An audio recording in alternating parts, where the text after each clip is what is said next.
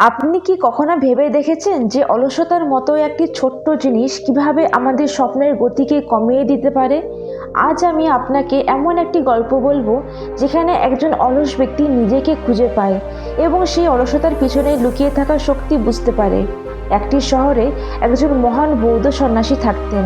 তিনি খুব জ্ঞানী এবং খুব শান্ত প্রকৃতির ছিলেন। বৌদ্ধ ভিক্ষুরা নগরবাসীকে উপদেশ দিচ্ছিলেন।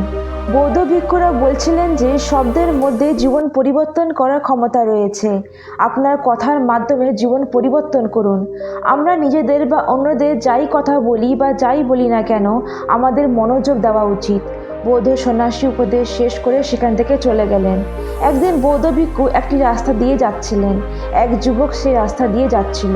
যুবকটি বৌদ্ধ ভিক্ষুকে দেখে জোরে জোরে হাসতে লাগলো। সে বলল, সাধু মহারাজ, আপনি ভণ্ড। কথার বড় শক্তি আছে। বললে আপনার কথা সত্য হবে না। এসব কথা শুধুই কথা। কথার উপর ভিত্তি করে আমাদের জীবন চলে কি করে? সেই সন্ন্যাসীরা শুনলেন। সেই যুবকের সমস্ত কথা মনোযোগ সহকারে শুনলেন এবং পরে হাসি মুখে সেই যুবককে বললেন, পুত্র, এই জগৎ কেবল নাথ হইতে আবির্ভূত হয়েছে এবং ভালো কথার পিছনে নাথ আছে যা সমস্ত জীবনকে বদলে দেয়। দেখো, আমি তোমাকে আমার অভিজ্ঞতা থেকে বলছি, কিন্তু তারপর যদি তুমি বিশ্বাস না করো তাহলে তুমি নিজেই চেষ্টা করে দেখতে পারো।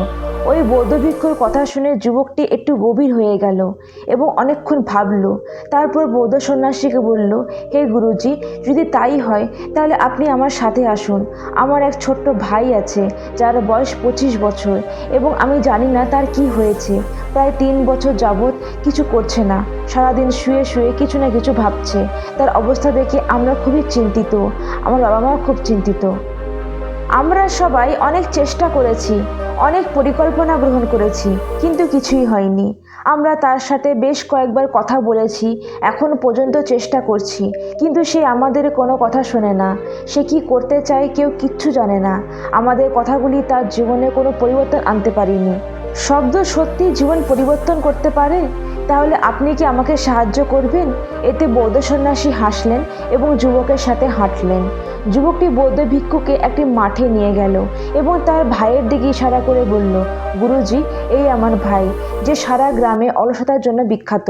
আপনি বলছেন যে শব্দের শক্তি আছে, যে আমাদের জীবন পরিবর্তন করতে পারে। তাহলে আপনার কথা কি তার জীবন পরিবর্তন করতে পারবে?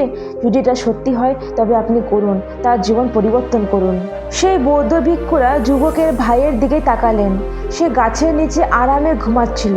যখন বৌদ্ধ ভিক্ষুরা যুবকের ভাইয়ের কাছে এসে তার মাথায় আদর করে বললেন, ওঠো ছেলে, অনেক দেরি হয়ে গেছে। এটা ঘুমানোর সময় নয়, এটা জাগার সময়। ওই ভিক্ষুদের কথা শুনে ছেলেটা অবাক হয়ে গেল। আসলে কেউ এমন করে তাকে জাগিয়ে তোলে না। গ্রামের সবাই তাকে অলস আর বোকা বলে, কেউ এত স্নেহ দেখায় না। সে চোখ খুলে জিজ্ঞেস করলো, হে গুরুজি, আপনি কে এবং কেন এখানে এলেন? এতে বৌদ্ধ ভিক্ষু যুবককে বললেন, পুত্র, আমি তোমাকে এই প্রশ্ন করতে চাই, তুমি কে, তাই তোমার জানতে হবে। বৌদ্ধ ভিক্ষুদের কথা শুনে ছেলেটি জোরে হেসে বলল, হে গুরু, আপনি যদি আমার সম্পর্কে জানতে চান তবে গ্রামের যে কোনো সদস্যকে গিয়ে জিজ্ঞাসা করুন। আপনি জানতে পারবেন আমি কে। সবাই আপনাকে বলবে যে সে অলস ব্যক্তি। এতে আপনি অবশ্যই বিশ্বাস করবেন এবং আপনি জানতে পারবেন আমি কে। তখন বৌদ্ধ সন্ন্যাসী হাসি মুখে সে ছেলেটিকে বললেন, প্রথমে আমার কথা শুনো। ভিতরে নিজেকে কখনই অভিশাপ দিও না। তোমার কথা শুধরে দাও এবং আমার দ্বিতীয় কথা শোনো। আমি ওই গ্রামবাসীতে জিজ্ঞেস করিনি যে তুমি কে। আমি তোমাকে জিজ্ঞেস করছি তুমি কে। কিন্তু তুমি আমাকে তোমার অভ্যাসের কথা বলছো। অলসতা তোমার পরিচয় নয়, এটা তোমার অভ্যাস। আর এটা অনেক মানুষের অভ্যাস। তাই ছেলে, এটাই সত্য যে অলসতা তোমার পরিচয় নয়, এটা শুধু তোমার অভ্যাস। এমন অনেক কথা আছে যা গ্রামের লোকেরা বুঝতে পারে না। এইসব শুনে ছেলেটি একটু অবাক হলো, কারণ গ্রামবাসীরা তাকে সবসময় প্রতারক এবং অলস বলে ডাকতো এবং বিভিন্নভাবে তাকে কটূক্তি করত। ওই বৌদ্ধ ভিক্ষুদের কথা শুনে ছেলেটির চোখ বড় বড় হয়ে গেল। তার ভিতরে অশ্রু গড়িয়ে পড়ল। 2 হাত গুটিয়ে সে সন্ন্যাসীর পায়ের কাছে পড়ল আর বলল, সত্যি বলছেন, এটা আমার অভ্যাস। আমি এই অভ্যাসের জন্য খুব কষ্ট পেয়েছি। আমি অনেক চেষ্টা করেছি, কিন্তু আমি এই অভ্যাসকে ত্যাগ করতে পারিনি। এসব অভ্যাস থেকে বেরিয়ে আসা খুব কঠিন। অলসতা ত্যাগ করার জন্য অনেকবার চেষ্টা করেছি, সাধ্যমতো চেষ্টা করেছি, কিন্তু কোনো লাভ হয়নি। যখনই কোনো কাজ করার চেষ্টা করি তখনই অসফল হই। কেন জানি না আমার মন কোথায় চলে যায় আর আমি পালাতে শুরু করি। আমার মন অন্যদিকে কাজ করতে থাকে, আমি সেই কাজে মনোনিবেশ করতে পারি না। আমি কি করব, কীভাবে করব কিছুই বুঝতে পারছি না। বই পড়ার চেষ্টা করি, আমি ঘুমিয়ে পড়তে শুরু করি। মনের মধ্যে একটা অদ্ভুত ব্যথা অনুভব করি। যখন আমি এই ব্যথা সহ্য করতে পারি না তখন আমি ঘুমাতে যাই। ব্যথা অনুভব করছি এবং আমি নিশ্চিত হয়েছি যে আমি এই অভ্যাসগুলি থেকে মুক্তি পেতে পারি না। এই অভ্যাসগুলি আমাকে ছাড়বে না। সন্ন্যাসী ছেলেটিকে বললেন, পুত্র, যদি তুমি এই খারাপ অভ্যাস ত্যাগ করতে চাও তাহলে আমি তোমাকে সঠিক সমাধান বলতে পারি। তবে তার জন্য তোমাকে আগামীকাল সকালে আমার সাথে দেখা করতে হবে। তবে আমি তোমাকে সেই পদ্ধতি বলবো। যদি সেই পদ্ধতি শিখতে চাও তবে কাল সকালে আমার কাছে এসো। বৌদ্ধ সন্ন্যাসী সেখান থেকে চলে গেলেন, কিন্তু সে বৌদ্ধ ভিক্ষুর সব কথাই সেই ছেলেটির কানে প্রতিধ্বনি হলো। বৌদ্ধ সন্ন্যাসী তাকে কোন পথ দেখাবেন এবং অলসতা দূর করার জন্য কোন সমাধান তিনি জানাবেন তা সে বুঝতে পারছিল না। সে বিছানায় বসে বসে বৌদ্ধ ভিক্ষুদের কথা ভাবতে থাকলো। একইভাবে সকাল হয়ে গেল এবং ছেলেটি সে বৌদ্ধ ভিক্ষুদের কাছে গেল। ছেলেটি বৌদ্ধ ভিক্ষুকে প্রণাম করে বলল, গুরুজি, আমি এসে গেছি। এখন আমাকে আমার জীবন থেকে অলসতা দূর করার উপায় বলুন। তখন বৌদ্ধ সন্ন্যাসী সে ছেলেটিকে বললেন, পুত্র, তোমার মন যখনই দ্বিধাগ্রস্ত হবে, মনে সব ধরনের প্রশ্ন জাগবে যে আমার কি করা উচিত, আমার কীভাবে করা উচিত, আমার এই কাজটি কীভাবে সম্পূর্ণ করা উচিত, কীভাবে এই সমস্ত ঘটবে, তখন বাস্তবে তুমি তোমার অতীত সম্পর্কে ভাবো। আজ থেকে তুমি অতীতের কথা ভাববে না, ভবিষ্যতের কথা ভাববে। তখন ছেলেটি বলল, সে ভবিষ্যতের কথা কীভাবে চিন্তা করবে? তখন সন্ন্যাসী ছেলেটিকে বললেন, মেনে নাও আজ তোমার কাছে কোনো কিছুর অভাব নেই, তোমার কাছে সব কিছু আছে। তাই এখন বলো তুমি তোমার জীবন কীভাবে কাটাতে চাও? ছেলেটি কিছু সময়ের জন্য চিন্তায় পড়ে গেল, কারণ আজ পর্যন্ত সে সমস্ত গ্রামবাসীর কাছ থেকে কেবল কটূক্তি শুনেছিল। কেউ তার সাথে তার জীবন সম্পর্কে এমন কথা বলেনি। সন্ন্যাসী ছেলেটিকে নিজেকে প্রশ্ন করতে বলল, আমার কাছে সবই আছে, টাকা পয়সার অভাব নেই, সব আরাম সুবিধা আছে, তাহলে আমি কিভাবে জীবন কাটাবো? কিছুক্ষণ চিন্তা করার পর সে বলল, গুরুজি, আমি এই পৃথিবীতে ঘোরাঘুরি করতে চাই, আমি পাহাড়ে চড়তে চাই, সমুদ্রের বালিতে হাঁটতে চাই, আমি এগিয়ে যেতে চাই, আমি বড় ব্যবসায়ী হতে চাই। কিন্তু হে গুরুজি, এসব কিভাবে সম্ভব হবে? শুধু আমার ভাবলেই তো এসব সাধিত হবে না। সে কথা বলে তার অতীতের সব ঘটনা চোখের সামনে ভেসে উঠতে থাকলো এবং সে আবার হতাশ হয়ে গেল। এখন সে ভাবতে শুরু করলো যে আমার কাছে কোনো টাকা নেই, তাহলে আমি কীভাবে ব্যবসা করব? আমার কাছে ব্যবসার কোনো অভিজ্ঞতা নেই, তাহলে আমি কীভাবে এখান থেকে বেড়াতে পারি? সেই ছেলেটির এই প্রশ্নের উত্তরে বৌদ্ধ সন্ন্যাসী বললেন, প্রতি রাতে ঘুমানোর আগে প্রতিদিন একটি করে কাগজে তোমার লক্ষ্য লিখে রাখো এবং সকালে ঘুম থেকে ওঠার পর সবার আগে সেটা দেখো এবং চিন্তা করো যে লক্ষ্যটি অর্জনের জন্য তুমি আজকে কি করতে পারো এবং সেই কাগজে যা কিছু লিখেছো সেই কাজটি একই দিনে শেষ করার চেষ্টা করো। এতে ছেলেটি বলল, ঠিক আছে, আপনি সত্য বলছেন, কিন্তু আমি যখন ভাবতে শুরু করি অনেক সময় আমার মন অস্থির হতে থাকে, আমার মনে নানা ধরনের চিন্তায় উদয় হতে থাকে এবং এই চিন্তাগুলি শান্ত করার জন্য আমি ঘুমাতে যাই, এতে এই চিন্তাগুলি আমাকে বিরক্ত না করে।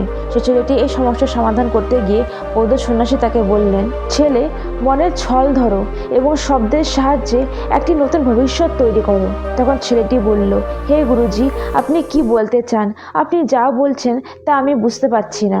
বৌদ্ধ সন্ন্যাসী হেসে বললেন, তোমার ভবিষ্যৎ কেমন হবে এই প্রশ্নটি কোনো প্রশ্ন নয়, বরং একটি ভয় যা তোমার আত্মায় বসে আছে, যা তোমাকে পরবর্তী পদক্ষেপ নিতে বাধা দিচ্ছে, যা তোমাকে এক ধাপ এগিয়ে যেতে বাধা দিচ্ছে। দেখো, সেই কাজটি কীভাবে হবে তা কেউ জানে না, কিন্তু যখন একজন ব্যক্তি দৃঢ় প্রতিজ্ঞ হয় তখন সে তার উদ্দেশ্যকে সামনে রেখে ক্রমাগত চেষ্টা করতে থাকে এবং সে তার সাফল্য অর্জন করে। তখন ছেলেটি সেই বৌদ্ধ ভিক্ষুদের বলল, গুরুজি, যদি এমনই হয় তবে মন কেন বারবার উদ্বিগ্ন হয়, মন বারবার কেন অস্থির হয়? এতে বৌদ্ধ সন্ন্যাসী বললেন, পুত্র, তুমি দুর্বল বলে ভয় পাচ্ছ, তোমার অন্তরে এটা বসে আছে যে তোমার মধ্যে কিছু অনুপস্থিত আছে, সেজন্য চেষ্টা করতে ভয় পাচ্ছ, কারণ তোমার অন্তরটি সর্বদা তোমাকে বাধা দেয়। তুমি যখনই কোনো কাজ শুরু করতে চাও তোমার মন প্রথমে তোমাকে বলবে অন্যথায় এগোবে না, হেরে যাবে এবং সেই কারণে তুমি দুশ্চিন্তা শুরু করো এবং তোমার মন অস্থির হতে থাকে। তখন ছেলেটি বলে, গুরুদেব, আপনি যা বলছেন তা একেবারে সত্য, কিন্তু এখন আপনি বলুন আমি কিভাবে সমস্যা থেকে মুক্তি পেতে পারি। সে বৌদ্ধ সন্ন্যাসী এটিকে বললেন, ছেলে, এই সমস্যার সমাধান খুব সহজ। তুমি নিশ্চয়ই দেখেছো যে আমরা প্রায় নিজেদের দোষারোপ করতে থাকি, নিজেদের নানা রকম গালিগালাজ করতে থাকি, যা আমাদের হৃদয়ের গভীরে চলে যায়। আমরা সেখানে বসে থাকি, আমাদের এগিয়ে যাওয়া থেকে বিরত রাখি এবং এই শব্দগুলি আমাদের উপর গভীর প্রভাব ফেলে, কারণ আমরা নিজেদের যেমন বলি, আমরা তেমন পূর্ণ আবেগ নিয়ে ভাবি, আমরা তেমনটাই হয়ে যাই। লক্ষ্যগুলিতে কাজ করি। যখন নিজেকে এই জাতীয় শব্দগুলো বলো, তখন তুমি নিজেকে শক্তিশালী বোধ করতে শুরু করবে। সমস্ত উদ্বেগ অদৃশ্য হয়ে যাবে, কারণ এটি শব্দের শক্তি। তারা তোমাকে যা তৈরি করবে, নিজেকে বলো যে আবেগের সাথে এই বাক্যটি বলবে, একই আবেগের সাথে এটি অনুভব করবে। এই শব্দগুলি একই আবেগে প্রভাবিত করতে শুরু করবে। ধীরে ধীরে এই শব্দগুলি তোমার মন এবং ব্যক্তিত্বের চিন্তায় অংশ হয়ে উঠবে। তবে মনে রাখবে যে তোমার ভিতরটা এত সহজে হাল ছেড়ে দিবে না। যখনই এগিয়ে যাবে, সুযোগ পেলে পিছনে টেনে নেবে। অতীতের সব তিক্ত অভিজ্ঞতা তোমাকে মনে করিয়ে দিবে, যাতে তুমি ভয় পাও। বৌদ্ধ সন্ন্যাসী ছেলেটিকে শর্ত করে বললেন, আরও একটি জিনিস মনে রাখবে যে তোমার অলসতার দিকে মনোযোগ দেওয়া উচিত নয়, অর্থাৎ অলসতা কখনোই দূর করা উচিত নয়, বরং তোমাকে একটি নতুন ভবিষ্যৎ তৈরি করতে হবে। তোমার পুরো ফোকাস শুধুমাত্র এই দিকেই থাকা উচিত। সেই বৌদ্ধ ভিক্ষুদের কথা শুনে ছেলেটি বলল, ঠিক আছে গুরুজি, আপনি যেভাবে বলবেন আমি তাই করব। তখন সেই বৌদ্ধ সন্ন্যাসী সে ছেলেটিকে বললেন, ছেলে, আমি এক্ষুনি এই গ্রাম থেকে যাচ্ছি, কিন্তু কয়েক বছর পর আমি ফিরে আসব। এবং সে ছেলেটি তার বাড়ি ফিরে গেল। কিন্তু এখন সে ছেলেটার মনে নানা চিন্তা ঘুরপাক খাচ্ছিল।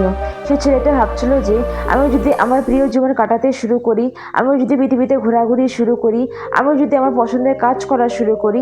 এই কথাগুলি একটি কাগজে সে লিখেছিল এবং পরের দিন সকালে যখন তার চোখ খুলল, সে কাগজে লেখা লক্ষ্যটি একবার পুনরাবৃত্ত করলো। তারপর কিছুক্ষণ শান্ত হলো। তারপর সন্ন্যাসী কথা স্মরণ করলো যে আজ তুমি তোমার লক্ষ্যের জন্য কি করতে পারো। সে নিজেকে জিজ্ঞাসা করলো, এই লক্ষ্য অর্জনের জন্য আমি আজ কি করতে পারি। তখনই আবার সে কাগজটির অপর দিকে সে কাগজে নোট করা হয়েছিল যে আমি বাজারে যাই এবং মানুষের ব্যবসা করার জন্য কি জিনিস নিয়ে আসে, আমি সেই জিনিসগুলি খুঁজে বের করি। পড়ার সাথে সাথে বাজারে গেল, কিন্তু কেউ তাকে সাহায্য করেনি। সে খুব দুঃখিত এবং হতাশ হয়ে পড়েছিল। যখন ছেলেটি বাড়ি ফিরে এলো, ছেলেটি সেই বৌদ্ধ ভিক্ষুদের আরেকটি কথা মনে পড়েছিল। সেটি হলো, শব্দগুলি আমাদের জীবনকে বদলে দিতে পারে। তার সেই ইতিবাচক চিন্তার কথা মনে পড়ে। সে সকালে সেগুলি পুনরাবৃত্ত করতে শুরু করলো। 1 মাস কেটে গেল, কিন্তু আজ পর্যন্ত তার জীবনে কোনো পরিবর্তন আসেনি। এখন সেই ছেলেটি তার জীবনে কোনো পরিবর্তন হয়নি ভেবে হতাশ হলেও 1 মাস পর সে অনুভব করেছিল যে সে এমনিতে ভালো আছে। তার মন এখন ভালো ভাবছে। সে আগের চেয়ে বেশি চলাফেরা শুরু করেছে। ধীরে ধীরে সে বুঝতে শুরু করেছে, যারা বড় কাজ করে তাদের চিন্তাধারায় পার্থক্য থাকে। এরা সবসময় শক্তিশালী চিন্তাভাবনা করে। এরা কখনোই অন্য ছোট চিন্তা বা ভয়ে প্রভাবিত হয় না। তাদের সামনে কোনো বাধা বা অসুবিধা আসলে তারা আতঙ্কিত হয় না, বরং সে সমস্যার সমাধান খুঁজে বের করে। সে কেবল নিজেকে বিশ্বাস করে এবং সাথে সাথে এগিয়ে যায়। যখনই সে ছেলেটি এসব বুঝতে শুরু করে, তখনই সেও ধীরে ধীরে তার পা এগোতে শুরু করলো। তার ঠিক একই আচরণ করা উচিত। এখন থেকে সে কখনোই খালি বসতো না। যখনই মন চাইতো, বাজারে যেত এবং লোকদের সম্পর্কে জানতো, তারা কি কিনছে, কীভাবে ব্যবসা করছে। সে তার বাবাকেও সাহায্য করত, তার বাবার সাথে বাজারে যাওয়ার জন্য, এবং সে সবসময় কিছু শিখতে ব্যস্ত থাকতো। একদিন গ্রামে একজন মশলা ব্যবসায়ী এলেন এবং কিছু শিক্ষিত যুবক তার দরকার ছিল মাল গণনা করার জন্য এবং হিসাব রাখার জন্য। ছেলেটি তার লক্ষ্য জানতো। সে বুঝতে পেরেছিল যে তাকে কি পেতে হবে, যে এই কাজ থেকে সে অনেক কিছু শিখবে। সে সেখানে গেল। সে জানতো যে এই কাজের জন্য খুব কম টাকা পাবে, কিন্তু তখনও সে এই কাজটি করার জন্য প্রস্তুত ছিল। এখন ছেলেটির চিন্তাভাবনা সম্পূর্ণ বদলে গেছে। এখন সে অন্য লোকদের মতন চিন্তা করে না। সে খুব সৎ এবং বুদ্ধিমানের সাথে চিন্তা করে। তাড়াতাড়ি সে কাজ করত। প্রায় 3 মাস কেটে যায়। এখন ব্যবসায়ী বুঝতে পেরেছিল যে যুবকটি খুব বুদ্ধিমান এবং সে তাকে ব্যবসায় অনেক সাহায্য করছে। তাই সেই মশলার ব্যবসায়ী ছেলেটিকে তার সহকারী বানিয়ে নিল। এই ছেলেটির রুটিন আলাদা। সে প্রতিদিন পড়ে এবং লেখে। সকালে সে ধ্যান করে এবং নতুন জিনিস শেখে। সে বিভ্রান্ত হয় না। সে খুব শ্রদ্ধার সাথে কথা বলে এবং এখন ব্যবসায়ীটি সেই যুবকের সাথে খুব খুশি ছিল। সে ধীরে ধীরে যুবকটিকে সব কিছু শিখিয়ে দিল, ব্যবসায়ীর গুণাবলী, এবং তা দেখে ছেলেটি এখন ছোট্ট ব্যবসায়ী হয়ে উঠেছে। এবং যখন সে ছেলেটির ভিতরে ব্যবসা বুঝতে পেরেছে, তখন সে আয়ুর্বেদের ব্যবসা শুরু করেছে। কয়েক বছরের মধ্যে সেই শহরে সবচেয়ে বড় ব্যবসায়ী হয়ে উঠেছে। ব্যবসায়ী লোকে তাকে সবচেয়ে বড় ব্যবসায়ীর নামে চিনতে শুরু করে। প্রায় 5 বছর পর তার নাম দূর দূরান্তে ছড়িয়ে পড়তে শুরু করলো। যখন সে দেশে ফিরল, লোকেরা তাকে দেখে খুব অবাক হয়ে গেল। বন্ধুরা, ভিডিওটি ভালো লাগলে চ্যানেলটিকে অবশ্যই সাবস্ক্রাইব করো, লাইক আর শেয়ার করতে ভুলো না। ভিডিওটিকে শেষ পর্যন্ত দেখার জন্য অনেক অনেক ধন্যবাদ।